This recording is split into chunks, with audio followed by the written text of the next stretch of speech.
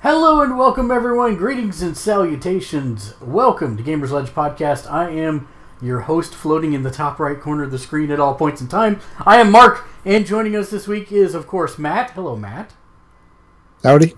And then I was waiting to see if you were actually going to say anything after you tried to teleport away like Piccolo. I was checking. Yes, thank you. And then also we have Mitchell. How's it going, Mitchell? Oh, that good. You need to unmute. Yes, you're so... I am done. Okay, there we go. All good. So you look like you are possibly still in the proverbial family household unit. Is that correct? Or have you returned to higher learning? Still at the family home. Man, also known as the video game cramming university, I think. Yeah, I definitely understand that. I miss those days.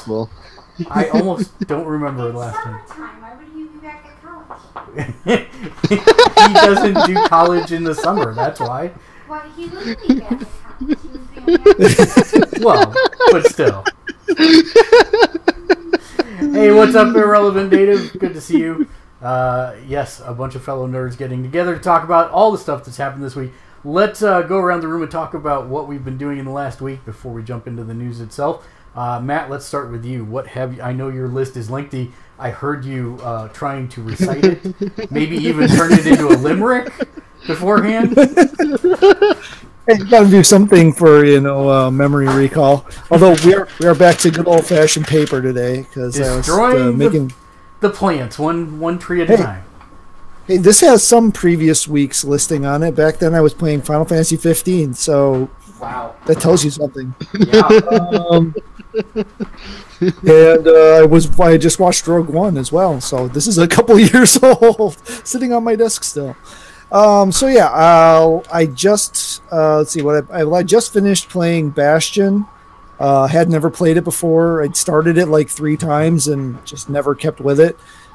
So I finished a playthrough, debating on whether I'm going to complete a New Game Plus, because to get the majority of the trophies I'm missing is going to be painful, and I don't know that I really want to go through that. Been playing Lego Batman 3 Beyond Gotham with my daughter.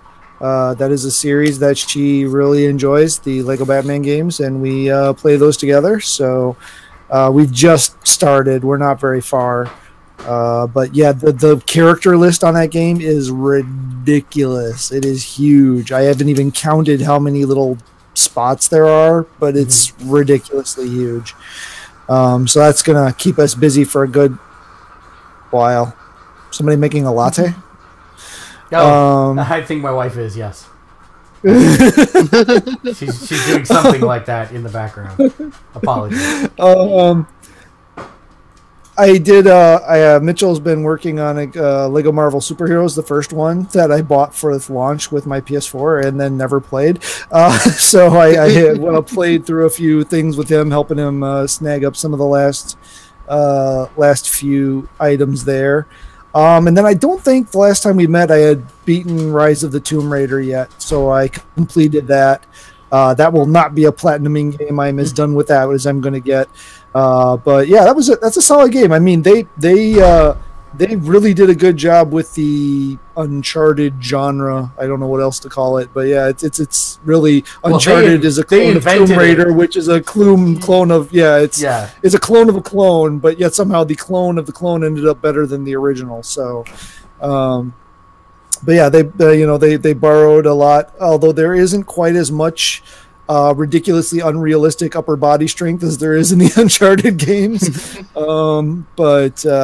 This is a decent story. I'm ready for a third. I'm ready for the next one. I know it's a different team, so there's some trepidation there amongst the community, but I think they've set a pretty good baseline there for a studio to come along and continue on with. So that pretty much covers the gaming. I played a couple of the smaller freebies from this month's Plus, only to decide that those needed to be deleted immediately. I know Mitchell tried Absolver, but I didn't, and I know he was playing Heavy Rain. I'm not trying to steal your list, but I was just remembering what all the things were, and I've already played Heavy Rain, so I wasn't playing that. And I actually just right before the show here went through the process to migrate my save for The Walking Dead Season 2, Telltale's The Walking Dead Season 2, off of my PS3 onto my PS4, which is not as clear cut of a process as they just log in here and follow the instructions. Yeah, okay, it's not quite that simple, but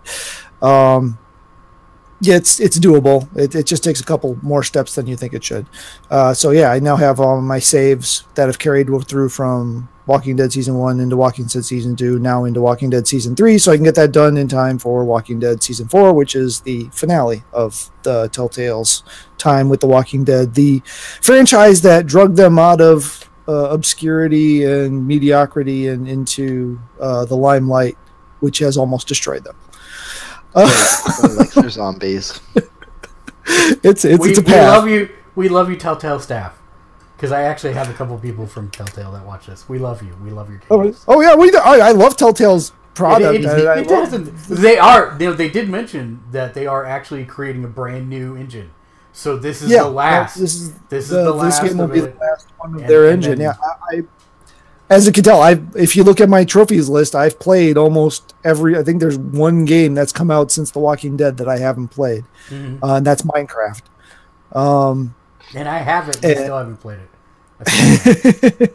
So no, I definitely love their product, but I know they kind of bit off more than they could chew, and they got themselves in a little trouble there. So hopefully they're recovering from that now. As far as watching, Mitchell had never seen Predator. We've been trying to catch up on some of the movies he's missed over the years that, for whatever reason we never watched. So we watched Predator this last weekend. I forget how horrible and awesome that movie is all at the same time. And every time I watch it, I forget that Jesse Ventura is in it, which is a strange progression from wrestling to acting to governor of Minnesota. But, I'm sorry. There's a chat going on in Twitch that I need to address very quickly. Okay. Bacon Guy, Minecraft, if you say that's the best game of all time, they're going to revoke your FIFA card. Because we all know you do nothing but play FIFA. So I don't think you can say Minecraft is the best game ever. And we will get... It's the highest selling game of all time. But. Yes, Irrelevant Nation, we will get to Defiance, I promise, but not yet. And also... Okay. Mr. J Nice, I don't know if she's making margaritas. I don't think so. I can't read that. Can I make this bigger? Because I can't read the chat. I can make it a little bit bigger. It's the problem. I'm just wondering if I can set this to full screen in Rabbit or not. I don't know. There you go. I got it a little bit bigger. Oh, okay. You were trying to read it through there. Why don't you just open Twitch, mute it in a separte window, and... Because I like looking at myself when I talk, so I know if I'm doing stupid things. Spoiler. Yar. I know, but less stupid than possible. Anyway, back to the thing. So, yeah, so Predator, the original, we just watched the original Alien a few weeks ago. I think the next one on the docket is Aliens, and then probably Predator 2. And then, we'll see where we go from there. It's interesting. I would say of the sequels, it's the only successful one. True. Although I really like the first Alien versus Predator. I know it's PG-13. I know it's kind of whatever, but I actually really like it. Alien versus Predator 2 is an abysmal poop pile, but that's a whole nother subject. Whoa, something background. I can't even hear myself. You hear that, Mitchell? Or is it just me? It's just you. Okay. I'm not hearing something. Spoiler, you're doing something weird. Yeah. It's okay. It's gotten a lot quieter now. I can hear myself think. We saw Incredibles 2. It was a decent movie. It's probably about as good as a sequel to The Incredibles could be. I don't think it was amazing. We could talk about it more, if we do a spoiler cast or whatever. But it was passable. Didn't ruin my childhood, even though The Incredibles came out while I was an adult. And Ant-Man and the Wasp, we also managed to see that. Are you shaking your head because you haven't, or because you actually didn't care for it? I haven't. Oh, seen wow. it yet. I know, right? Usually, I'm the one that's first in line. Yeah, no, I haven't been able to get away to see it. So yeah, I'm hoping this weekend. Although I've already got a busy weekend booked for this weekend, so we'll see. But I'm hoping, yes. It was fun. The whole family enjoyed it. I think I was probably the lowest rating on it, and that was not a bad thing to say. It's a fun summer movie. It's it's a nice palate cleanser after Infinity War, so to speak. So it's a nice follow up. It's in the spirit of the original. Again, not as good as the original, I don't think, but sequels are hard. It's a nice summertime film. Yeah, it was a nice popcorn flick, I would call it. But let's see, we've been watching really tiny popcorn, right? Yeah, true. Right, Yeah, it fit a lot more in my or bucket really than big normal. popcorn. One of the two. One or the other. Yeah, 65-foot tall popcorn. That's right.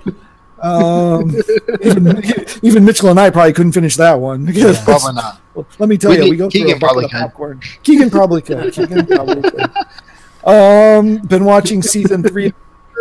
I don't know if it's good or if I just can't stop looking. If I just can't look away. Season 3 of what? Season 3 of Preacher. Oh, Preacher, right. So I don't know if it's good or if I just can't look away. I'm not sure which. I really honestly can't tell. I kind of enjoying it and I'm kind of not enjoying it. The pacing on it is just really weird for me, but I don't think we had this last time. The Expanse season finale. So season 3 finale, which is also its sci-fi finale. The show obviously knew that it was potentially the end of the show. It very much plays off as a tie-up. Talking to Ian, it actually ends with the original trilogy, which in and of itself was originally the end. So that plays out well. So they'll presumably they'll be dipping into the follow-on books when it switches over to Amazon for season 4. But yeah, I really, really like that show. I've seen some people dig on the sets and the I don't know how CG work recently, and it's like, okay, yeah, some of the CG work every once in a while I'll say, okay, a little Babylon 5 there, but okay, whatever. Which Babylon 5 looked amazing for the time, right? But I don't know. I think the sets are great. I don't know what's wrong with it, but again, I haven't read the books. If those ships are supposed to be some monumentally huge or uber techie things or something or what, but that's it's kind of like The Flash for me, right? I mean, The Flash for a TV show has really good CG.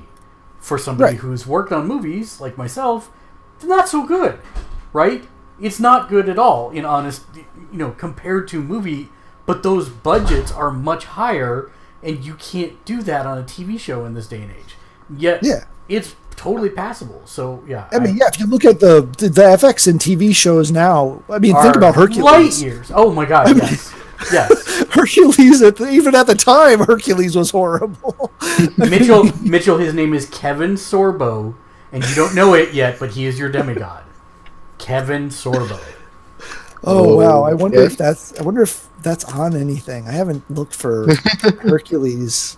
Wow, we may have to venture somewhere deep into the digital realms there, Mitchell. Good. You can only show him if you can also show him Xena. Yeah. Oh, and actually Andromeda. I would say that, but Andromeda is like the non-related. True. Thing. But he does refer to him as a Greek god like 12 times in the first 5 episodes. Yes, he does. Yes, he does.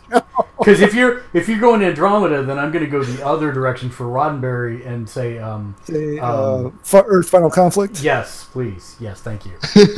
I love season 1. I hate it when can it be spoilers for a show that's that old at that point? Yeah, because Babylon 5 did the same dang thing, and it almost got me to not keep watching the show. Yeah, when they changed main characters, I know. Yes. Especially when I like the original main character. Yeah, it's okay. I'm surprised you like Doctor Who. Well, see, but that's a mechanic. It's a joke. It's a joke. Built Move into on. the show. It's a joke. Move on. I know. So the Expanse season finale maintained its quality all the way through. I loved it. The whole show. It is quality science fiction. It is actual. It's not. What so many It's the times we most call science fiction that we've gotten in a long time. Especially on TV. Yeah, it's outside of a novel. That's probably the most science fiction thing in the last 20, 30 years. And Mitchell's catching up on seasons 1 and 2. He watched most of 3 with me, but he's catching up on seasons 1 and 2 now. So I'm stealing all your things to talk about, but whatever. That's okay. I still got games. Let's see. We watched the 12 Monkeys series finale. I know that's a show that not a lot of people watched, and I'm still amazed that they allow them to finish out the 2 last seasons to finish off the show. They did weird airings like last time. I think the entire series came out over a weekend, and then this time they did it over a month, 3 episodes a week for a month to get it out and then fit it into the schedule. I really enjoyed it. I enjoyed the cast. I actually like it better than the movie. To me, the movie, I've always been of the opinion that the movie is actually about someone who's completely disassociated from reality, and there is actually no time travel element to 12 Monkeys whatsoever. Whereas in the show, there is most definitely a time travel element to the show. I think it was a really good character piece. Yeah, the science is a little wibbly wobbly. We'll go with, but I think as a character piece, it was a really well done show, and I really enjoyed it. And I'm kind of sad there won't be any more, but at least they gave the show an actual ending. Yeah, and we're able to tie it off. We've been watching DuckTales still. The most amazing thing about DuckTales is the last episode. They did a soft crossover with the 90s animated Gummy Bears.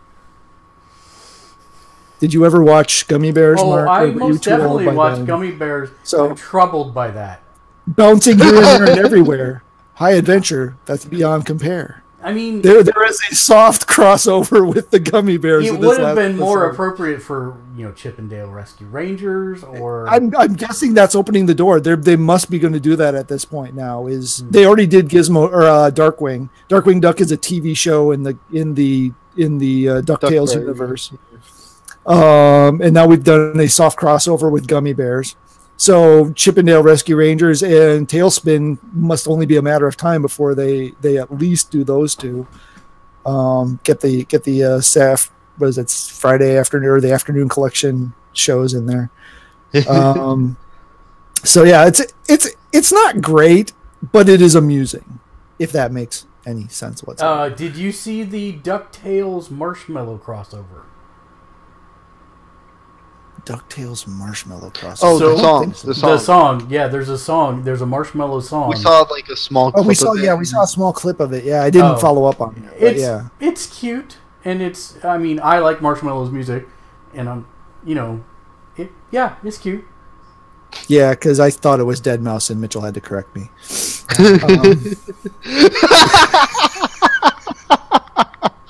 I thought he just looked away from the head. It had X's over the eyes, so Dead Mouse dude, looks not like a my mouse. music. Well, yeah, but that's why I said I thought he just looks like moved on Marshmallow. from mice heads because the eyes were X'd out. So that's why made sense to me. Do you call every emo kid Skrillex too? Come on. Yes, I do totally. Anyone Actually, I know- call every believe that. emo kid. I actually call every emo kid Papa Roach, but Because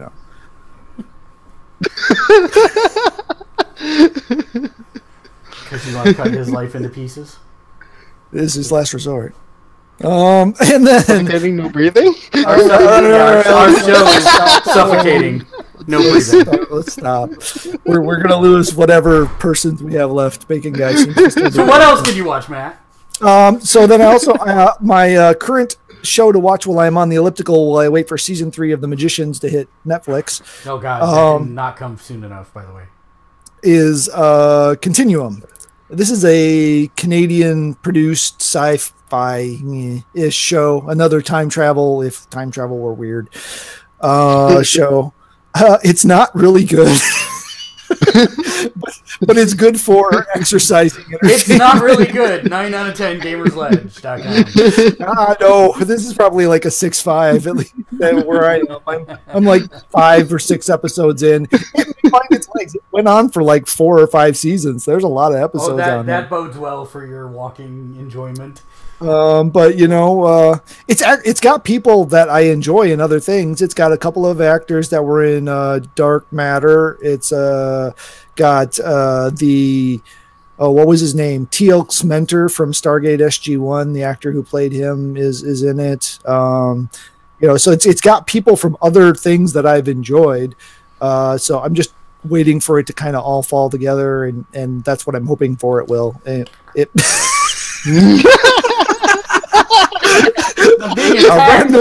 A random doggo attacks.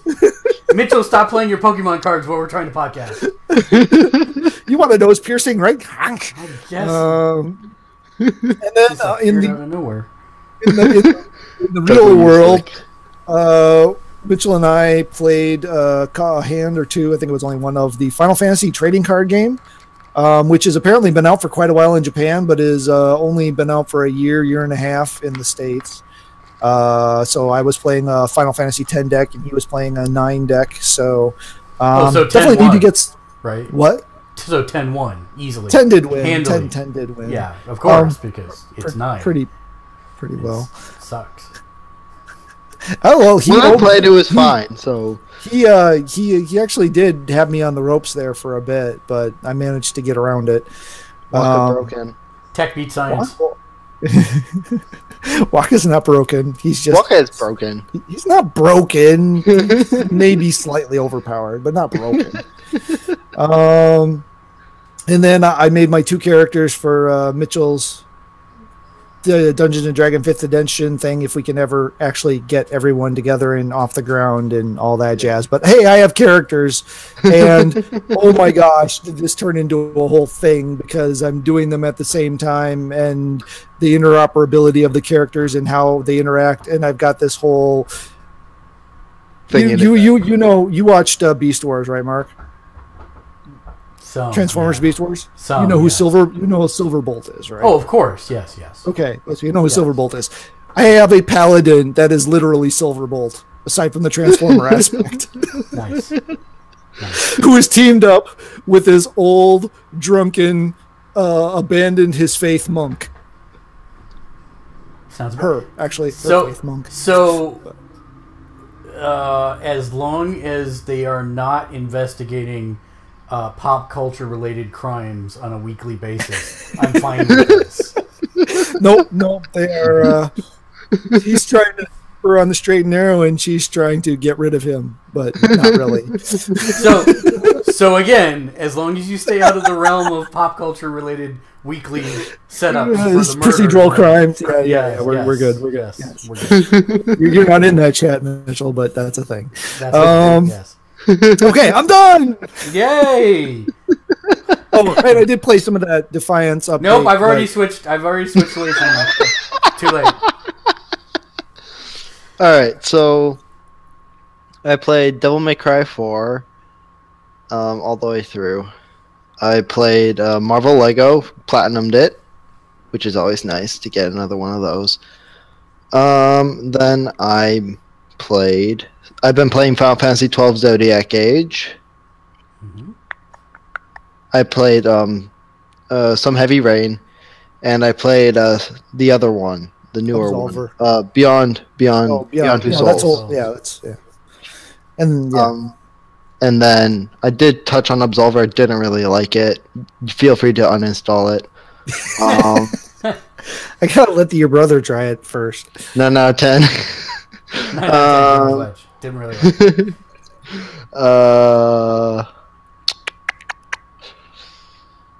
Yeah, that's... Oh, and Samus Returns for the 3DS. And did you finish that? Or no, I didn't finish it. I played it, but I haven't finished it, no. Just, yeah. Robots are evil. All you gotta say. And that's about it. And everything he said about watching was what I watched. Phone games, FFRK, Fire Emblem Heroes, and Opera Omnia. So that should be everything. Nice. So I have been... I was sitting here looking at my list going, why is this list so long? It's only been a week since we did the podcast, and then I realized, oh wait, 4th of July was last Wednesday, so no, we didn't do one. Nope. So in the big PlayStation sale, one of the regular online clan members actually came out and said, hey, you know, I bought the Marvel Alliance games when they launched for $60 a piece or whatever they were. Why don't you guys buy it now because it's on sale and play it with me? And so that's exactly what I did. And I got it. They were $15 for the two of them together, which that's not bad. $7.50 a piece. And we started playing the first one. It hasn't aged really well. I mean, I could definitely tell that it was a PlayStation 2 game, and I was like, wow, you can definitely tell this is a PlayStation 2 game, and everybody's like, that's not a PlayStation 2 game, and yes, it's a PlayStation 2 game. It came out in 2007. Oof. Marvel Ultimate Alliance? Yep, the first one. PlayStation 2 first, and then it came out on PlayStation 3 a month and a half later. Okay. Yeah, we've got the PS3 version. Yeah. And multiplayer was okay there, but 2 has a lot of improvements, and so we're like, let's just jump to 2 because that would be awesome. And it's great because you can combine powers in a lot more effective ways. The inventory management and leveling up system is a lot easier, and it just looks better because it's basically next generation from the last game. But when they made the ports, they made it so that you save 0 progress when you play online in somebody else's campaign. Oh. So, needless to say, that did not last very long with all of us. We did not continue doing that. In the meantime, my wife wanted a new couch co-op game, and I found one that's very interesting that just launched this week on PS4 called Next Up Hero. And it's a $15 game. I think you can get it for $12 or $13 on the PlayStation Store right now. But the interesting thing about it is it is a roguelike, sort of. But it's ridiculously hard, and it's a cross between a Diablo-style game and a twin-stick shooter. It's not really a shooter. The characters have different powers. Some of them are swords and shields. I actually was using a character with a bazooka, so there's kind of like a range of different characters. It's not all, straight fantasy or anything, or straight tech or whatever. But the thing is that when you die, anybody that dies on that level becomes a ghost, and the next person that plays through that level can pick up those ghosts and have them fight on their side to help clear the level. But there's a interesting risk-reward mechanic in that I can sacrifice X number of my resurrected ghosts that are helping me for a tangible, legendary character that does something, right? So it could be I spend 5 ghosts to put an impenetrable bubble around me where I take no damage for 25 seconds. But those 5 ghosts are gone forever. Or I can sacrifice 3 of them for a giant bugbear that wanders the level killing things randomly that is stupid powerful and can't die for 30 seconds. But I lose those 3 ghosts. So it's this kind of risk-reward kind of mechanic that I really like. And then I've been playing that, and the weird part is you can actually pick yourself up. Like you can find your own ghost. There's a trophy for that, and I managed to do it because I was the only one person playing that level. So I picked my own ghost up, and I was fighting alongside myself. Kind of weird, but kind of interesting. That's Next Up Hero. I also picked up Mordheim City of the Damned, which is a Warhammer Fantasy 2nd Edition video game. If anyone's played pen and paper games with me, Warhammer 2nd Edition Fantasy, not 40K, is one of my favorite pen and paper RPGs of all times. Everything is random. Like, even your name, you don't get to choose a name. It's all random dice rolls. And I was like, well, this is a video game, so it's going to be easier, right? No, it's crazy hard. Like, they expect you to die on the first level kind of thing. like party wipe on the first level. It's crazy. But it's old also. I mean, it seems like it's a little older. I got it for like $2, so it's not like I was, out a ton of money. But it's interesting. I bought it because I thought it had co-op, but it only has competitive 2-player game, so that's no good for me. I also picked up Moss. I don't think we talked about that one. Yeah, you did. On the last podcast? Yeah. Okay. Mouse. No, not mouse. Moss. Mouse. Well, it does have a mouse. Moss has a mouse. His name I can't remember off the top of my head. I couldn't remember it last time we talked about it either. Did I Despero? also talk about that I got Skyrim VR? Don't remember that one. Okay. I did get Skyrim VR. I have not played it yet because you have to mod the hell out of it. And I'm actually going to end up putting together some instructions to do that because the instructions that I found online suck donkey balls. So I'm going to try and do that and publish that on the site. So PC. Yes, PC. I also picked up The Crew 2. I don't think we talked about that because it was now at that point. Yeah, we did because that's the card for last time's. Oh, well, fine. Oh, I thought it was coming out. Oh, I was on early access, but the game hadn't officially launched. Yes. Right. It has officially launched, and it is officially a ghost town. Everybody's abandoned it already? Yeah, I don't know if it's abandoned or they're just waiting for the updates. The loot box system, like Ken's got a problem where if he tries to claim some of his rewards, it just, kind of crashes the game and locks him out. So he's not super pleased about that, as you can imagine. That's all. Big.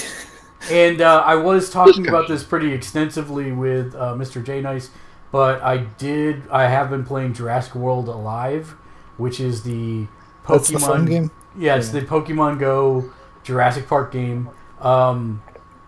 It is very good. It does have free-to-play shenanigans, or it's got mobile pay-to-win shenanigans, but you can play the game without doing that, and it's a lot of fun. And then, of course, last but not least, there's another game. What was it? It was not important. It's only in the title of the show. What was it? Just released. Right, Defiance 2050, of course. I am max ego level already, but I'm not max power level. I'm just they changed the way this works. You used to be able to level up to like some ridiculous number, like 2,000 or something.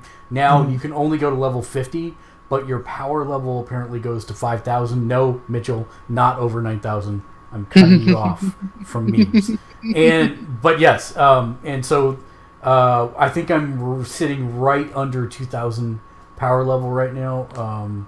The game, and Matt and I had a loving discussion about this. The game has not changed at all from old Defiance, as it's lovingly called on Reddit by people who used to play it. It's the exact same game.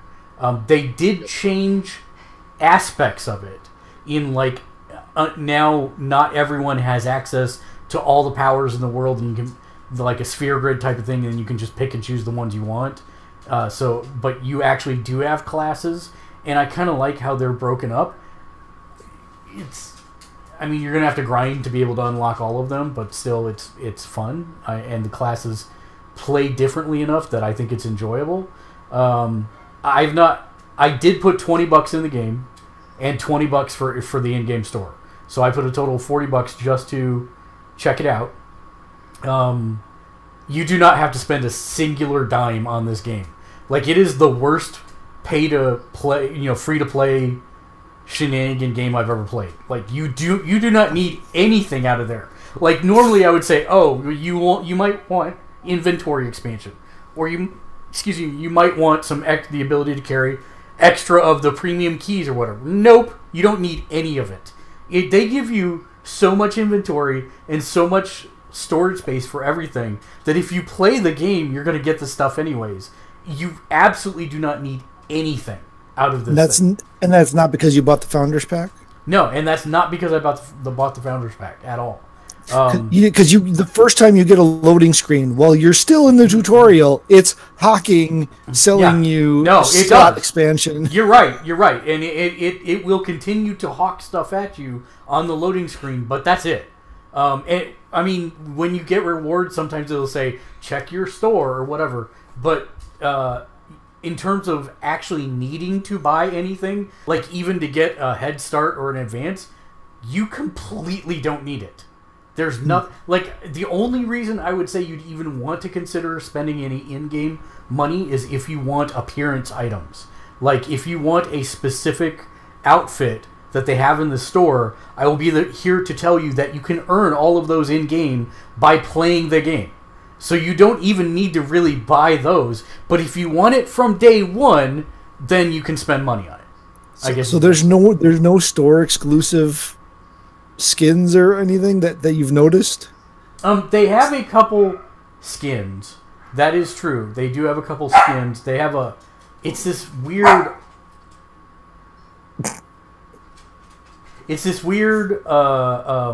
yellow and orange set of skins. Undetermined if those are actually earnable in the game or not. But to be honest, I have seen exactly one person on the crowded servers playing with that skin. But I have a feeling it might actually be earnable in game eventually. But yeah, as of right now, I think they have like maybe 12 that are that set of skins only, and that's it. But to be honest, does that make you look like the things on the loading screen that looks like absolutely nothing that we've ever seen in the game before? No, those. So the interesting thing is, I almost gave Tryon a bunch of credit last night, more than they deserve, because I'm playing this character that is a combat medic, and I am wearing the combat medic outfit that I earned in game. I did not buy it, and Ken, who I am teamed up with almost nonstop, is playing this assault class, and he's got a specific set of armor that he's using that he earned in game as well. Well, on the splash screen when you load into the game, it showed my character standing there with Ken's next to me, and I'm like, holy crap, did they data mine my actual account to see that I'm playing with Ken and put his avatar up there? But there was a third person that was not Eric, who's in our group constantly, and then I realized, no, it just happens to be my outfit standing next to Ken's outfit in the game. So that was... I had one of those like Matrix moments for a minute where I was trying to figure it out. But yeah. So no, there's nothing in there that you absolutely have to buy from the store in any way, shape, or form. It's kind of crazy to me that they have made it so free to play that it is like actually completely 1,000% free to play. My only complaint for the game so far is that I had a couple. They patched a bunch of them yesterday, but there's issues with the servers. There were issues with the servers before when it was just the Founders Pack access only. They did obviously yesterday was the first free-to-play day, and the servers were completely borked. They took them down, said we're going to do something to resolve the rubber banding and the lag issues, and it was great. Apparently, it may have been borked again today. I think they're going to do another patch today. So they're having servers issues, which, if you remember the PS3 launch and shortly thereafter, Matt, it ran smooth as butter at all points in time. Yeah. Unlike the Xbox. Later. Yeah, later. Later, though, it got pretty bad. Yeah. Yeah. The Xbox 360 had a horrific launch, but this is kind of so far, not horrible. So, but yeah, I mean, I think the game is still inherently fun, and it has end game legs, unlike many of the MMOs coming out already, because it requires co-op play, which immediately makes Matt shudder and want to stab things into his eyes. Yes. But yes. The little known fact, we did all that together way back when this was I know that. But the funny part is that I've been playing a lot of MMOs with Ken, and he normally he let's just say he has more free time than I do, which is not a judgment call, he just does. And so generally when we do this, he gets bored while I'm not able to play, and then levels away from me. And then it's always I wonder who else does things like that when he plays with people. I don't know. I don't know. But he can't do that in this one, so it's thumbs up. Thumbs up. So, yeah, if you're looking for a free game, completely free, you have to spend zero money on that you would like to roll with us, you're more than welcome to. It's called Defiance 2050. Dog approved. Doggo approved, aren't you? Yeah. Yeah. All right. Shoot, get it off me. Okay. So yeah. You're a good boy. I'm just teasing. But yeah, Defiance. I'm not gonna give it a score yet because technically it's only been out for a day and I want a little more time with it. But so far I have very few complaints. They slowed down some progression of certain things, but I'm okay with that. If I'm gonna stick around and play it for a while, that's all right. That it takes a little longer to get some stuff. But other than that, I saw a lot of people on Reddit saying that it is a money grab, and I completely disagree with that. You have to spend $0 to play the entire game from beginning to end. So yeah, I could say the only thing is the fact that there is essentially, unless there's new end game content, I don't know, but it's they barely up-resed it. They brightened up the colors a touch, and otherwise it's the same assets, it's the same story, it's the same voice work, which is fine. It was fine originally. It's just, you can see where someone would say that's a cash grab, is they barely did anything for the player. I'm not saying it was easy, right? I understand computers, I understand programming. I'm not saying it was necessarily easy or cheap for them to port from A to B. I'm just saying, from the player's perspective, if you played this game before, you played the exact same almost game before.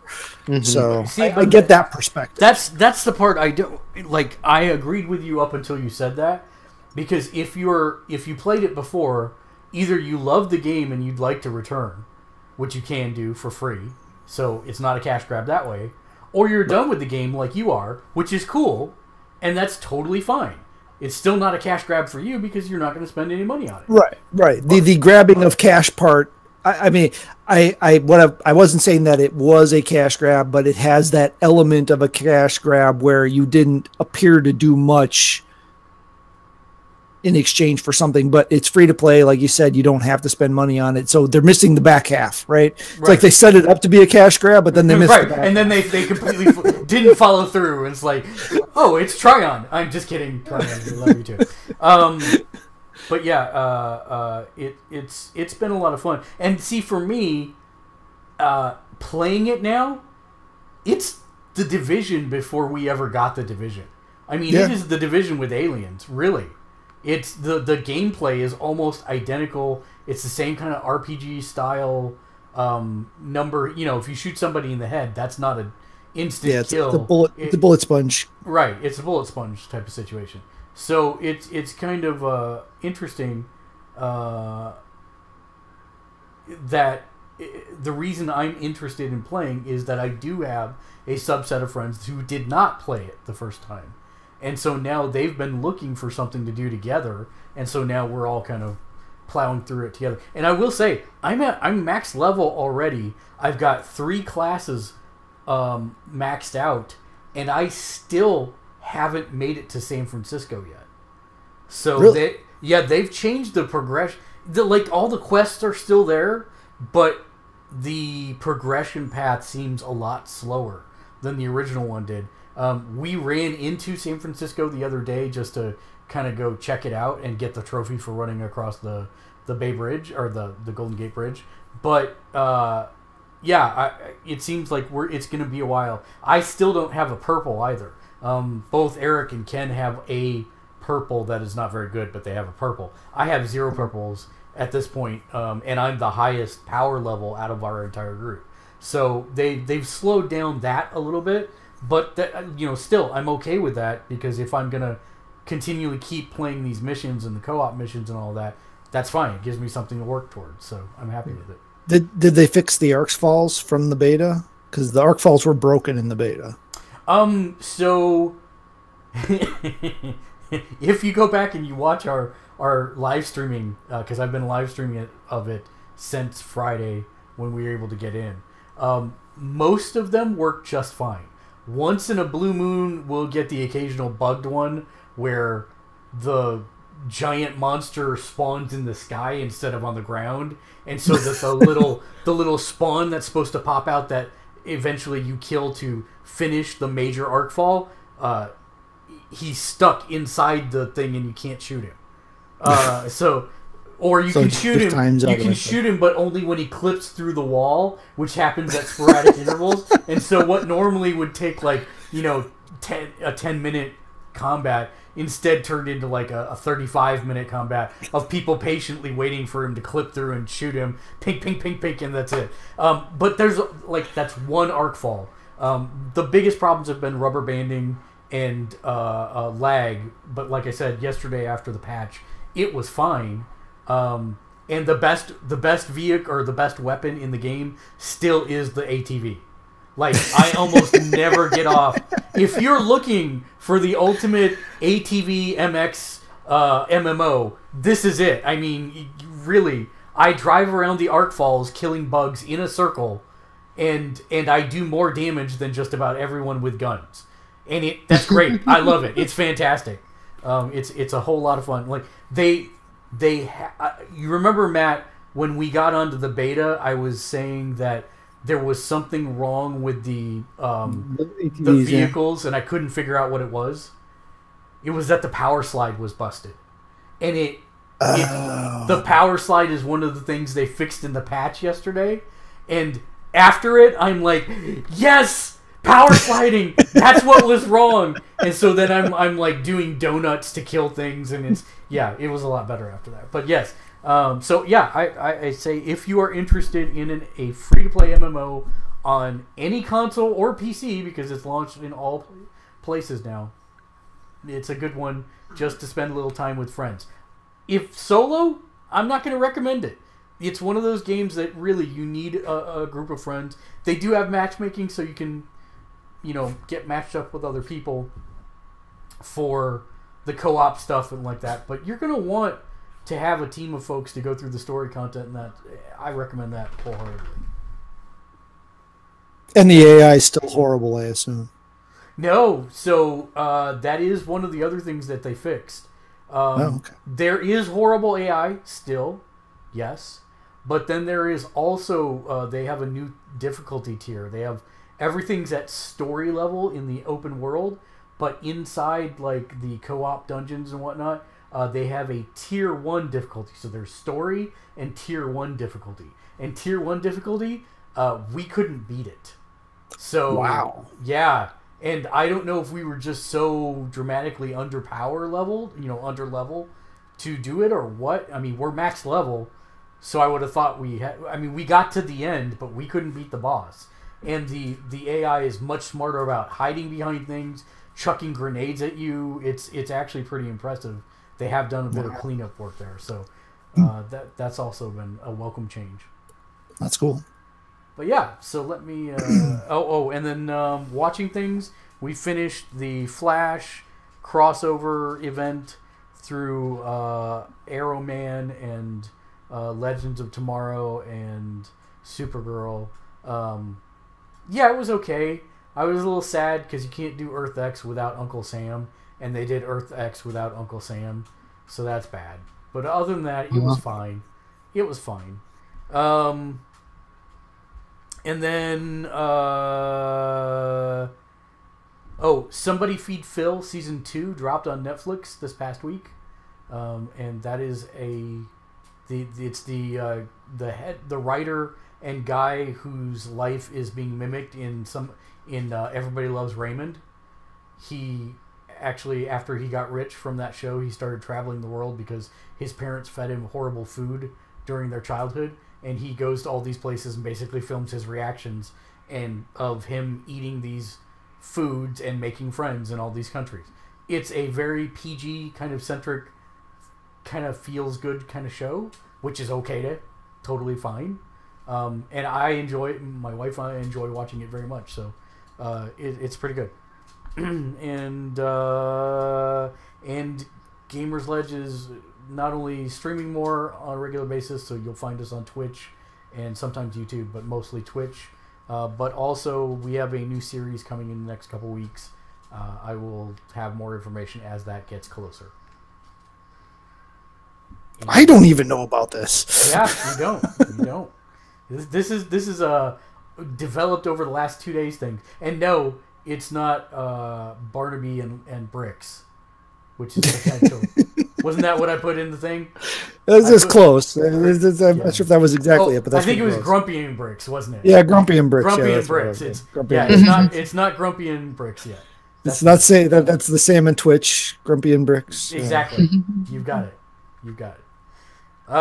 So let's talk about the other game in the title of this here podcast for this week. I'm going to go back to YouTube, and I'm actually going to load up what I put on there earlier, because I have been seeing a lot of developer interviews and behind-the-scenes stuff, and there is a game that is coming out that I am way too excited about. And I got to turn the sound pretty much off so that we don't get copyright banned already, but that's okay. And that is Tetris Effect. So if you've not heard of Tetris Effect or have no idea what Tetris Effect is, it is basically Tetris. But the part that you can't hear here is the sound design is done by the Japanese developer who made Lumina's and several other very popular music games. It also has a time freeze effect that allows you to match more than the traditional 4 lines, so you can go up to a total of 16 lines being cleared in one swoop. And it's very interesting. The music is really what sets the atmosphere and mood, and of course we can't play any of that for you because the internet. But yeah, I mean, Matt, you've actually been strangely quiet in most of the conversations where Dave and I have been frothing at the mouth over this, going, yeah. I've not heard any actual reaction from you on this. So I don't know if this is just novelty at best, or not interesting, or... No, I was letting you guys froth. I just like enjoying watching you guys froth from time to time. Look, I drink. Look,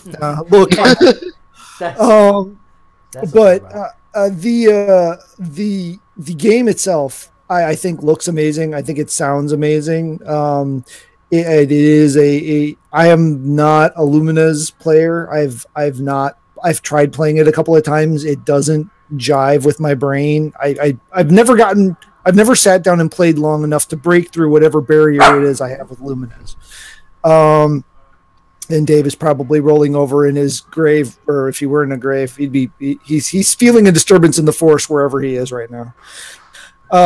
He's playing because that's like his favorite thing. Golf RPG. He's playing the golf RPG, which we need to get him on here to do a review of. But anyway, I think it's very. I like it. I like the look of it. I think that this would be amazing in VR, which it is a VR and not VR game.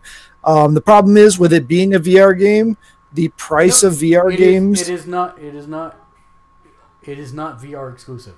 It's not VR exclusive. No, it's VR or non-VR. Yeah. Right. It's like Thumper that way. You can play it either way. It's definitely an experience. I can just tell by looking at it, having done enough VR now, that it is definitely designed with VR in mind. Right. This is very much intended to be played as a VR game. And the PlayStation VR games have just been priced a little aggressively for my budget. So I'm just a little concerned on how much this is going to cost, right? I will own it one way or another eventually. It may have to wait for a sale or a something or other. But if this is a $30 game, that's a little bit too much for me to play Tetris. Oh, I don't. I foresee it being a $15 game.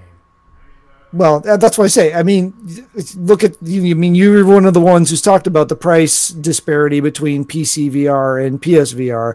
Oh, absolutely. I'm pretty sure this will be priced as if it's a VR game, not as if it's just a game. Yeah, I think you're absolutely right about that. Maybe it will be 25.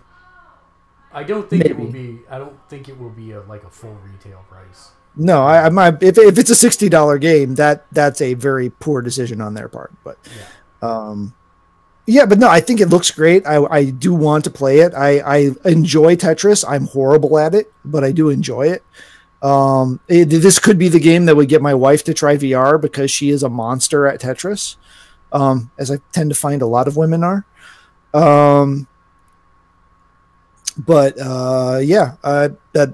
So I'm kind of quietly waiting more details, I guess, is my stance on this at this point. Mitchell, what about you? Any excitement over Tetris Effect? Well, I guess the better question is, have you seen the actual trailer, and have you heard any of the music attached to it? I really haven't seen that much about it. I don't generally play games that don't have story to them because that's just what I do, but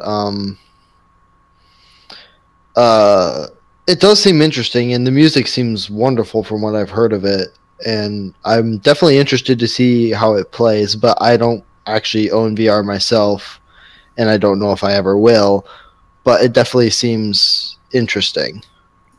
Well, and again, you can play it. That's the part I want to make sure that we drive home is that you do not have to have VR to play this game. That is, it's built in if you do have VR, but you don't have to. So as my dad said, probably if it's within a reasonable price range, I might pick it up just to play every now and then, just to see how I do. And if somebody else buys it and you have access to it, you'll probably try it. Yeah. I wonder who that is. I have no idea who that might be. No thoughts whatsoever. That's Tetris Effect. I don't think we have a release date on it still, if I remember correctly. Let's see if we can I haven't seen one, but control google.com Tetris Effect release date. I believe it's later this year. I think it's supposed to be 2019, but I don't think it had a date yet. 2018, yeah. So sometime this year, in theory. Release date. I'm guessing November is my guess. Yeah, that's probably a wise. Probably something late year. Either that or it'll drop next week and just sure, why not? Actually, it might drop during PSX. Oh, that would make sense. Oh, I don't think they would. They said fall, not winter. I'm thinking it'll be like you said, September, November, somewhere in there. I hope, anyways. September's pushing winter a bit, but. So, if you would like to follow our weekly news thread, you can do so at our Facebook page, which is facebook.com/Gamersledge, or our Twitter page. So, Twitter. I did notice that in the comments, Bacon Guy mentioned the new season of Fortnite upcoming. I don't think any of us play Fortnite. I mean, I have played Fortnite, but I don't think any of us are active Fortnite players. But anything from that world that you've heard about that is intriguing? I actually am. There was a leak today. I did not get a chance to read it. Or it was a rumor as to what was going to happen. I believe I saw something that said that under the new season pass, you would be able to actually make more money in the game than you would be able to spend on the game. So that's a thing. But you passed the post for the. I'm sure I did. It's right there. Oh, I didn't talk about A Way Out either. Yeah, I ended up playing as a guest account on someone who owns A Way Out, and the voice acting, not so good, but the story is solid. The mechanics are solid. It's basically an evolution of the Telltale kind of storytelling. So far we've liked it. We're not quite done with it yet, but I think we're approaching like the 70% mark or so. So keep watching. We'll do another let's play on that to get through there. There's a lot of sandboxy stuff in there, isn't there? Not like no, just no, goofing around stuff. No, no, okay. I thought there was a lot of just goofing around stuff in there. Extremely linear. Okay, which is not bad because the interesting part is that each section is pretty different from the last. So in one section, you'll be trying to navigate a prison to get bed sheets to put into a cart that you can use to tie a rope, basically a bedsheet rope, out of. And so you're having to distract some people and then smuggle out the stuff. So it's kind of got this spy vibe to it. But in the next scene, you are working cooperatively with the second player to crab walk backwards, back on back, up a shaft. And you're having to do it almost rhythm game style. And if one of you screws up, one of you goes higher than the other. And if one of you goes higher than the other, then you guys lose your slip and you fall to your death. So it's like there's it's kind of interesting. And then the next one is somebody's driving in a getaway vehicle and the other person is shooting the cops that are chasing you and stuff like that. So it's varied, and that's one of the things I like about it so far. Is there is a lot of variation in the gameplay loop.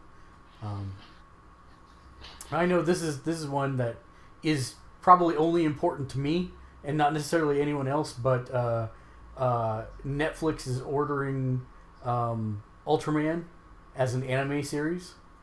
Yeah, I'm interested to see where that goes. I mean, that's always been a show that I've touched on. You know, I've seen episodes of it. You know, it's very what's that series that Power Rangers is based on? Power Rangers. It's very Power Rangers-ish. It's very Power, yeah, but I mean, there's that actual, was it Super Senpai or something like that? That the actual series that they cop the footage from. Yep. But, which is funny because Power Rangers is actually a direct. Well, I mean, that series was a direct ripoff of Ultraman, so it's right. It's full circle. Yeah. Yeah. Steve Ditko sadly passed away over. Yeah, I was so surprised. I honestly had no idea he was still alive. That I felt horrible because I'm like, I really seriously just had kind of assumed he was already dead, I guess.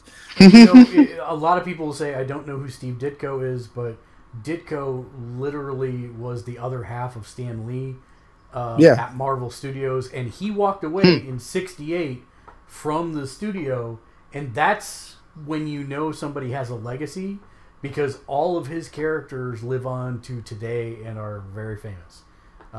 He did a lot for Marvel Studios. There is a new Wizards of the Coast Transformers card game coming out that will feature giant-sized cards for your main character that flip over and transform to their vehicle versions. My pocketbook is screaming already. Not that anybody has pocketbooks in this day and age, but you get my point. This after you have to decide whether or not you're going to buy the UFS Mortal Kombat X release. I'm not buying anything right now, sadly. I would like to. I'm very behind on Versus, and I wanted to keep up with their monthly releases, and I haven't. I'm still like 3 expansions behind, let alone the monthly updates. Overwatch is going mainstream with broadcasts coming to ESPN, Disney, and ABC. Blizzard must be super pleased about this. But yeah, it is being so it'll be the official Overwatch League. that will only make the game's popularity grow larger. So yeah, that's pretty exciting for them. Take that, Fortnite. Oh, Why the Last Man finally casts Yorick, the main character, and not who I personally would have picked for Yorick, but I'm willing to give it a shot. He's been in a couple other things. A movie I watched called "The Killing of a Sacred Deer," which was pretty twisted. But also he was in Dunkirk. Played a very unlikable character in Dunkirk as well. So I'm not really sure. You know, I like I said, I love the books. I'm willing to give it a chance. I do see a little bit of the resemblance there, but I don't know. For me personally, he seems a little too mousy for York, because York's really over the top goofball kind of character. But I'm willing to give it a chance because I love the books that much. Do you think there's that's not the look I would have thought they would go for? No. From what I see there, it looks like they'd go for someone a bit more gruff, but well, I mean, this is a better picture. I mean, for me, he's more Pete Holmes than he is this guy. If that makes sense. I mean, even like Grant Gustafson. Well, I totally thought. I mean, I would have killed for that casting. Absolutely. Right. But you know, they did get Diane Lane as one of the actresses, and a couple other well-known folks. Somebody from Captain Marvel, and then Michael Green from Blade Runner 2049 and Logan, doing the show running duties. So I mean, I think I really think that FX is trying to become the, hey, we've got the really weird comic books, universes, but we do it really well. So I've got a lot of hope for this. Yeah, I mean, they've done well enough with Legion that I'm willing to go with this for a bit. And that's it for news. Look at that. That was a huge plethora. Yeah, we are in the summer slump of news. Well, so it also doesn't help that just behind the scenes baseball, there's a site that I use on a regular basis called Game News HQ, which used to be an aggregator, for all the sites. Then it finally died a horrible death. It's not been maintained for a while, but there was still enough information in there that stuff that would normally slip between the cracks on something like a Google News Reader or whatever was very interesting, and I could find it there, and now that's gone. So today I was trying to set up a bunch of different sources to replicate the functionality, but yeah. But we definitely are in the doldrums right now. There's not a whole lot going on. Matt, any conversation topics that we need to touch on that we've neglected or... Oh gosh, I feel like there was something that just recently popped up that I can. Code Vein got delayed. Oh yeah, that's right. Yeah, I saw that. Code Vein is now delayed to 2019 unspecified time frame. Okay. Which is the anime Dark Souls game. Yes. There's a lot of really positive buzz around Destiny 2 Forsaken, which to me just seems like last time all over again. It's like everyone got sick and annoyed with Destiny, and then the Taken King came out, or is that what that's what it's called, right? Taken King, yeah. And then everyone like loved it and it was amazing, and then they had this diehard crowd that just loved it for forever, and then Destiny 2 comes out and everyone's like meh. And now Forsaken's coming out. It's like, oh my god, the greatest thing ever. I was so that's started. Todd Howard just can't keep his name out of the news. I guess, I don't know, he must be on PR Blitz or something, but he got kind of cocky. I don't know, noticed or cocky or whatever, but he said, if you want us to stop making Skyrim versions, stop buying them. Hey, listen, Which- they announced like 2 days after announcing the Skyrim Very Special Edition for Alexa that it had been downloaded like 1 million times in 2 days. Which I So, was one yeah, of those million, just FYI. He's got a point. It's like, really, if you want, if you want them to stop making things that'll make them money, stop buying them. I mean, I understand the Alexa version was free, but let's see, what other things have been going on? Capcom just took a major bump drop in their stock because some analyst that I'm not recalling off the top of my head, maybe it was Merrill Lynch maybe, said that they downgraded their stock because they were they lacked confidence that Monster Hunter World was going to be able to maintain at the level that it's been, even though it's either just dropped on PC or dropping on PC really soon. There will be most likely another game set in the Witcher universe, but it will not be called Witcher 4 because they think Witcher 1 through 3 is a complete story and they don't want to put 4 out there as if it's a continuation of the original story. Subnautica is coming to PS4 later this year. About time. I know Mitchell's played a lot of that. Yeah, I've dabbled. Oh yeah, this one's kind of funny. In an attempt to fix Emperor Palpatine in Battlefront 2, they broke him worse, so now he's just gone. Yep. He was quietly ushered into the back room and told that his services would no longer be needed for a period of time. Yeah, he'll be back, but yeah, they when they fixed him, they broke him differently, and when they tried to fix it again, they made it worse. So they're just like, all right, never mind, we're just pulling this for now. Which that is in the, if you're on the PlayStation, that is in the summer sale, and I think it's like $14 or $17. And if you like Star Wars and shooters at all, it is easily worth that. The Campaign is good. The campaign is good. It's not great, but it's good. And the multiplayer stuff is fine. And the whole loot box thing is, unless you absolutely need to buy one for some reason, which I don't know why you would need to buy one, it's not an issue. There's a new Netflix animated series coming from the Avatar: The Last Airbender studio, and has I believe it's Annie Hennig. Anne Hennig, I think, is the writer. Amy Hennig? Amy, sorry. Who? It was an A name. She was it's Justin Richmond. I knew it was a Naughty Dog person. It was Justin Richmond from Naughty Dog, specifically Uncharted 3, which is the worst of the Uncharted, so take that for what it's worth. Not that it's bad, it's just the worst of the Uncharted. Which still makes it better than a lot of games. Well, most games, yeah, exactly. So it's the least strong. yes, yeah. Exactly. And then that was that whole thing. I had totally forgotten about this, but once the article came up, I remembered this because I totally blew off Uncharted way back when. I didn't play Uncharted until my first Uncharted was Golden Abyss when it came free for the Vita.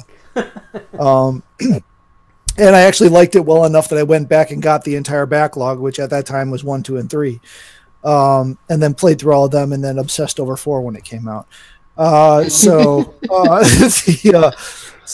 yeah, but the whole thing with Nate being a bullet sponge is this is just popped back up again for some reason, but he's not. The life meter aspect of the game is actually a luck meter, and as the screen gets more and more washed out and red and washed out, that's his luck running out. So the only bullet that actually ever hits him is the one that kills him. So if you ever wanted a justification for why Nate appears to be a bullet sponge, there you go. And I actually remember that coming out from him. Talk about a retcon. No, it's not a retcon. That was legitimately in the original marketing for this concept was discussed. So this has actually been the concept from the get-go. It's just it just never got brought up. Still doesn't explain how he never pulls out his shoulder from his socket, or doesn't break any ribs, or luck. It's all luck. I think we've broken Matt. He's clucking like a chicken. Look. Riona from Final Fantasy VIII is joining the latest entry in the Dissidia franchise. So I hated 8, so that doesn't do anything for me. I love 8. It's my favorite. It's the best one out of all of them. But I still don't care because Dissidia is a hot mess and dumb. Is Riona the lady in the blue dress? Yes. Blue sweater dress thing. Yes. Cool. Okay. Oh wow, he did get banned. Who? Shroud, which is one of the more famous PUBG streamers, got banned for streaming with a hacker, and the guy using all of his hacks to do things like fly vehicles around in the air and all the things that hackery people did, and he got banned for it. Oh, from PUBG? Yep. Yeah, for a period. No, I'm sure it's not a long period, but a period. Dang. Well, I still haven't played Nier Automata. Yeah, that's more negative news that PUBG doesn't need, because yes, I would think that hacking is bad, but he did not hack the game. He was playing with someone who was a hacker.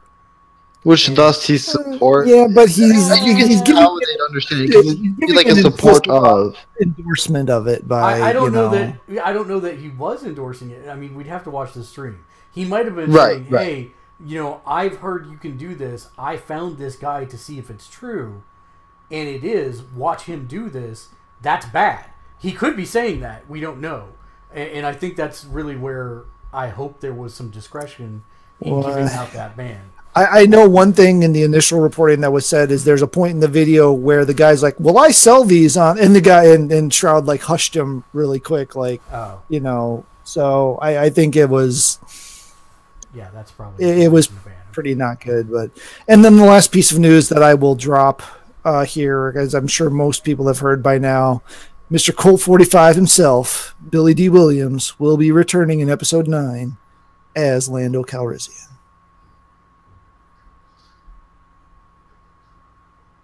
Now, will it be Billy D. Williams, or will it be Donald Glover in makeup and CG to look like Billy D. Williams?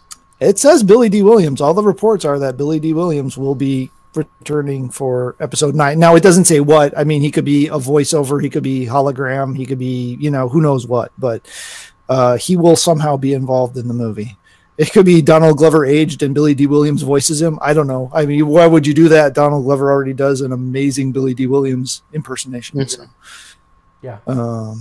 But yeah, no, the Lando, Lando is probably the thing that took the best, the least negative stuff out of the Solo thing. I mean, I loved Glover. I love the whole movie, to be honest. I don't have a problem, but as far as when people complain about things, it's generally not Donald Glover's portrayal of Billy D. Williams' portrayal of Lando Calrissian. So I still want to go back to my initial first reaction from the trailer. In fact, I might be speaking with the friend of the show who spent a lot of time on that particular movie over the last 2 years of his life this weekend, and I will tell him that I told him I thought it was Bill Hader as Solo in that first shot. Just something about the lighting or something. It looked like Bill Hader. And now I really want to see that version that completely doesn't exist, where Solo is Bill Hader. Or Bill Hader. Well, when you speak to that individual, let him know that I loved it, and his work did not go unappreciated out there. Didn't go unappreciated for me either. It was fantastic. So, yeah. Who the heck's Bill Hader? An actor. You can look him up later. Saturday Night Live alum. Yeah. Too old for the role, but Yes. Yes, absolutely true. That brings us then to the part of the show where we like to thank our patrons. Everybody who donates at the $5 level above, we thank them personally on the podcast every week, and of course we also thank them at the scroll at the end of the show. So thank you to Justin, John, Bobby, to Naomi, to Pat, to Arturo, and everybody else. And if you would like to join, you can do so and support the show and support the channels. You can do so at patreon.com/gamersledge. And that's then going to bring us to final thoughts. Mitchell, let's start with you. Final thoughts for the week. I never know what to say here. Oh, what's that? What's the? There was a game you're all like. That's my birthday. Octopath Traveler. Yes. That's coming out in what? Like tomorrow? No. Yes. No. What day is it? It's the 11th right now. It's 2 days. Like yeah. 2 to 3 days.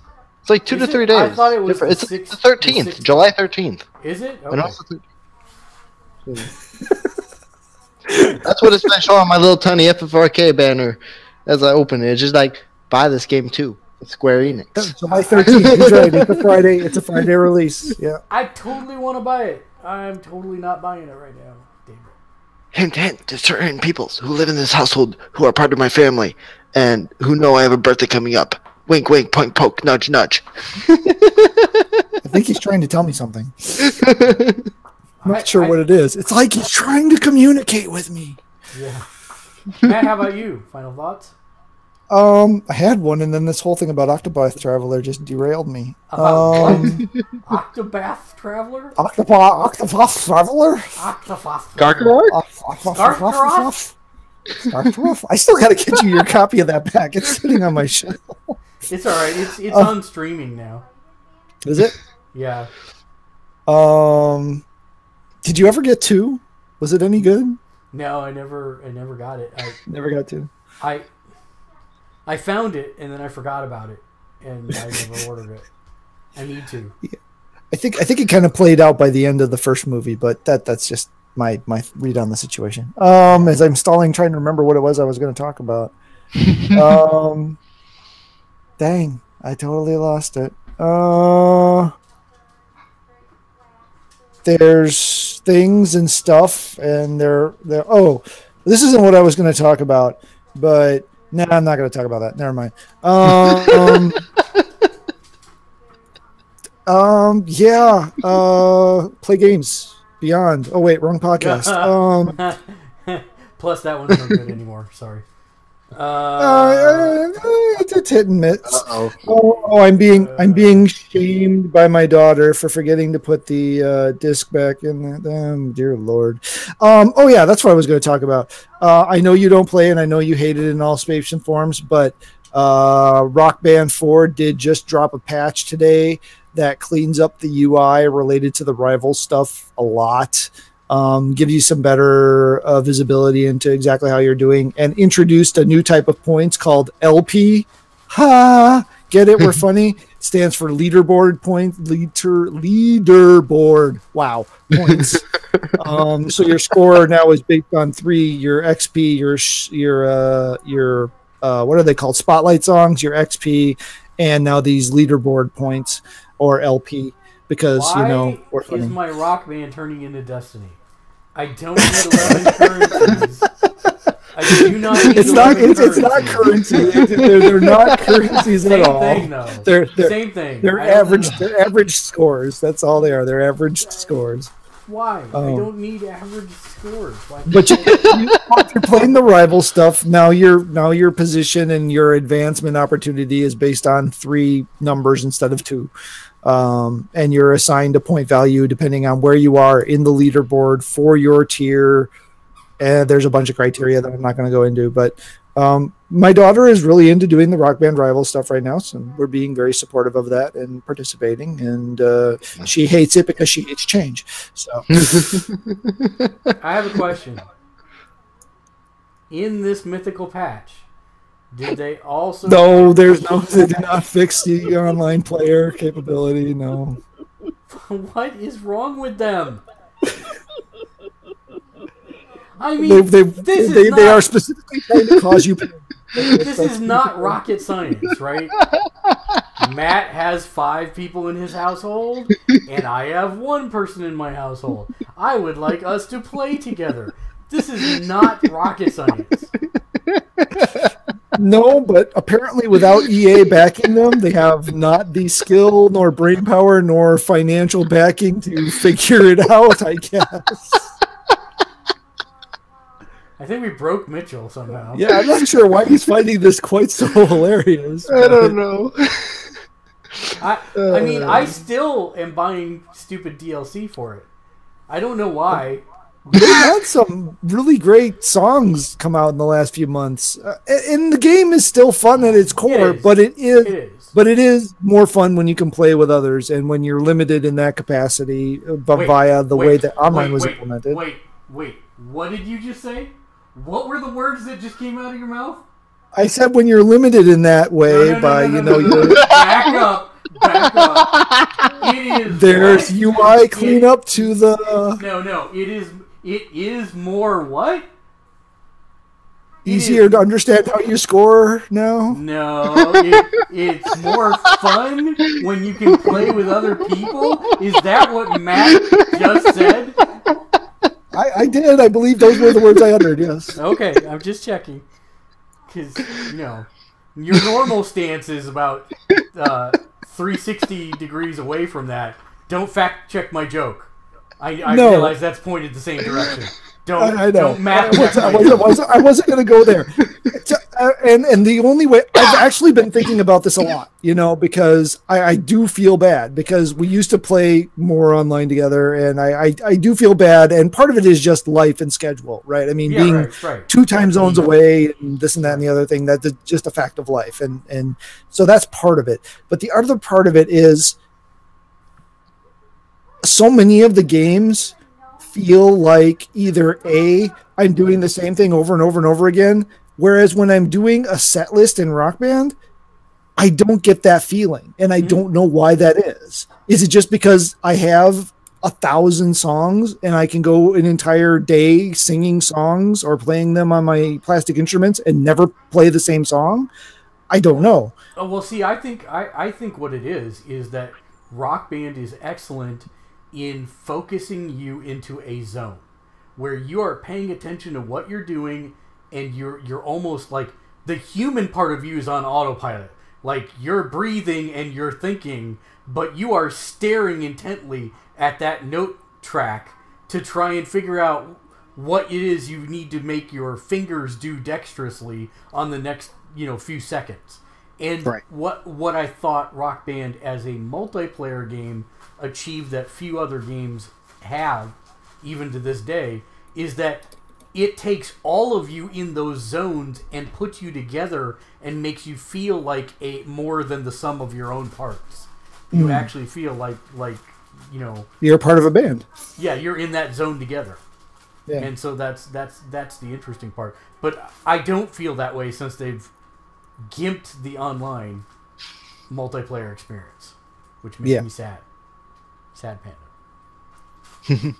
Because we logged a lot of hours as a group in those first 3 games. Yes, we did.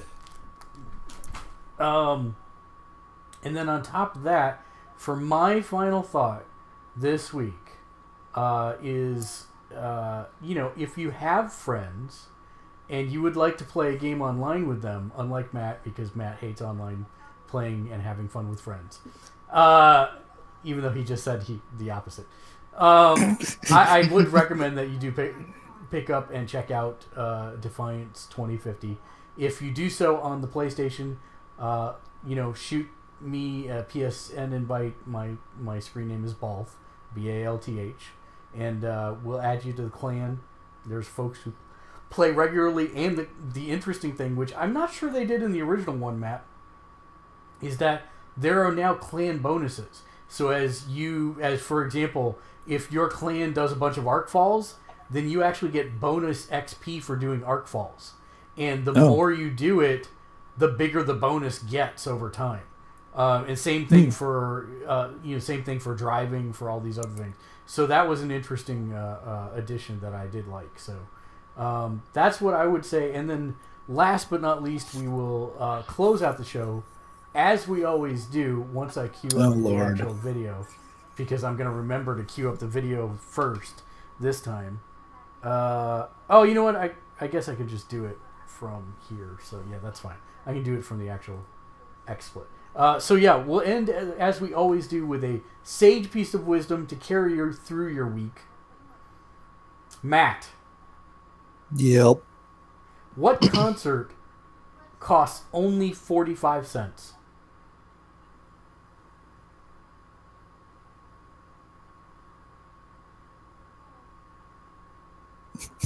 The one where you got your nickel back.